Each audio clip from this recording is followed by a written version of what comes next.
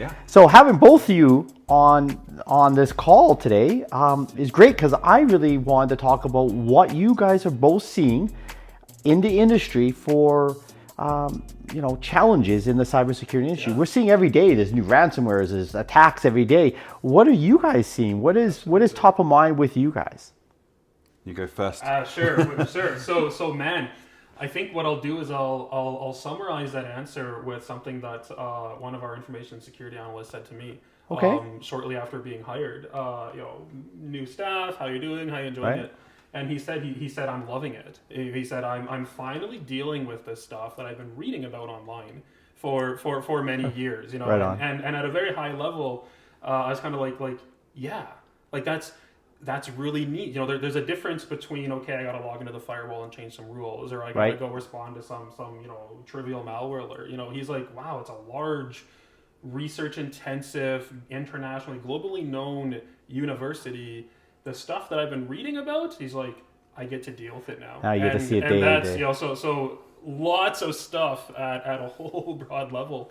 Whether it's protecting intellectual property, whether it's protecting research, whether it's protecting health information, whether it's protecting all of the above. Funny. One of the trends that I've been seeing on the research side, as we talk more there, is like IP, intellectual property, is becoming a thing. Well, it's been a thing for many years, but someone might look at a research set of data and just go, This is who cares if someone has this? It's not a big deal. But now they're starting to realize, wait a minute, we can actually turn this into. Keep going. Okay, so we can actually use this, and we need to protect this. Yeah. So at a very high level, Ray, I'll throw it back to you. But I'd say all of the above. Yeah. So much to unpack there as well. I think the challenge I see, going back to 2012, this is years ago now. I was working on a project for a car manufacturer that wanted to do just that, protect their IP.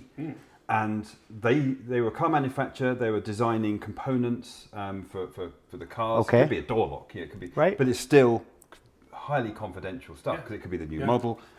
And the problem they were outsourcing a lot of this to China, India.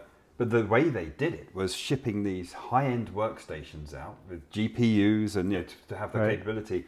And they were typically contractors, and then they'd lose them. They wouldn't come back. They'd just go missing. Absolute nightmare. So it was a VDI project I was involved in. But when I think back to that, security was, and you mentioned the word firewalls, it brings me back to those days. Security was blocking some network ports and allow these ports to read it on that, and we're done. But now, look at what the nation states are doing. If you just focus on a firewall and blocking ports, you're in for a rude awakening. And I think back to that project, it would be done very differently. Yeah, I think it's very interesting is that the times are changing as are the threats are changing, right? Oh, yeah. To your point, back in the day was, and even on, you've always loved the TV shows and movies. What happened with the firewall? Everything is associated that the firewall is the be all end all. And I always love it when it's some individual that, I'm also a police officer, but I just learned on the side how to hack a firewall out of a military organization. So it's still this perception across the world that all security comes down to a firewall. So, we have to keep trying to, the more we talk about it, the more we change that perception. Anything else that you're finding, anything really topical? I want to just kind of build on what Ray talked about there is nailed it with like back in the day, right? Security was the firewall. One of the biggest changes that I've seen in my role at the U of A is security going from being, it was a technical role that a systems administrator did to becoming a full discipline, a full role that everybody plays a role in solving it. It moved away from being just a technical issue; it's now a business issue. Right. And I'm happy to say, like we've made leaps and bounds in getting our organization to realize that. Right. Cybersecurity is not just some dangling appendage off in the IT portfolio. It's institutional. There's risk to business now if it's not done properly. And I love that thing about logging into the firewall. But the reality is that we don't really do that very often, compared to our bigger task and daily work. Yeah, you might do it here or there because some new service is coming online, but we focus a lot of our efforts on education and process and showing our colleagues this is a role that you play and this is how we can do it a little more securely. And I don't want to misrepresent that. I still believe firewalls are, very important. They're great for that broad security, that big shield out there. Just but a small there's piece of the puzzle. it's just a small piece of the puzzle nowadays. I've got a question though. I'd love Sure. to. Sure. There's also the human factor, and we hear, whether it's a nation state or just someone else, social engineering, phishing, but also looking on LinkedIn. Right. There's sock puppets. They're pretending they're part of the organization. They'll find a way to manipulate the human element. Right. Yeah. And you talked about these admins. We talk about the backup admin, but it's that person you've got to assume is going to be compromised. And we multi-factor authentication, MFA fatigue, right? Spam, until someone, just one person, clicks accept. Yeah. How are you dealing with that? I'm curious because this is something I talk about, but be interested from your perspective. That's a great question. So what comes to mind is, so just to give you some numbers, like the University of Alberta, we have about 13,000 staff. It's about 6,000 academics, 6,000 support staff, give or take some. I think we're at about 45,000 students. They're pushing for 60,000 by the end of 2030. Wow. Globally, I think there's almost 200,000 alumni. So we deal with a lot of people.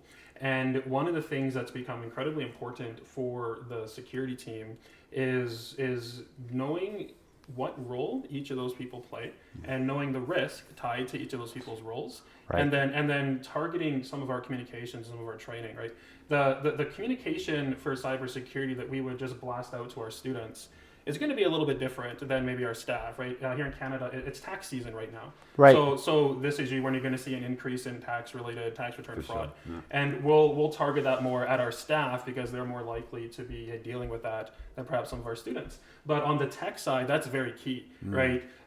We have to look at our organization. We have about 300 IT staff, but some of them may have significantly less access and privileges into an environment than another one. So you mentioned the backup admin, right? Yeah. That is one of the teams that we built a great relationship with, our Windows Server infrastructure team. That's awesome. Because as we know on exploitation and compromise, if you get into a domain and you can get domain admin, it's basically game over, right? So we are constantly working, and the key is we're working with them, right? We're not telling them what to do. We're not being that team that's like, go do this.